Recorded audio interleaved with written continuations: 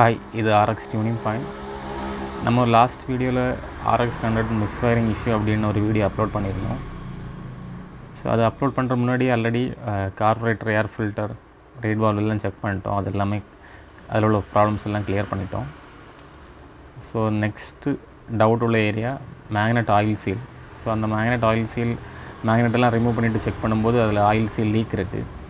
So இதில் நம்ம next steps என்னென்னா ஆயில் சீல் எல்லாமே ரிமூவ் பண்ணுறோம். இந்த மேக்னெட் சைடு மட்டும் உள்ள ஆயில் சீல் மட்டும் ரிமூவ் பண்ணுறோம். ரிமூவ் பண்ணிவிட்டு அகெயின் வண்டியில் செட் பண்ணதுக்கப்புறம் வண்டி ஓட்டி செக் பண்ணணும். செக் பண்ணிவிட்டு அகெயின் ப்ராப்ளம் இருந்ததுன்னா நெக்ஸ்ட்டு 1 by 1 செக் பண்ணணும். இதுதான் Rx100 காயில் அசம்பிளி.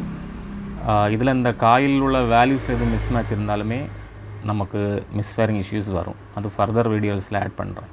தேங்க்யூ.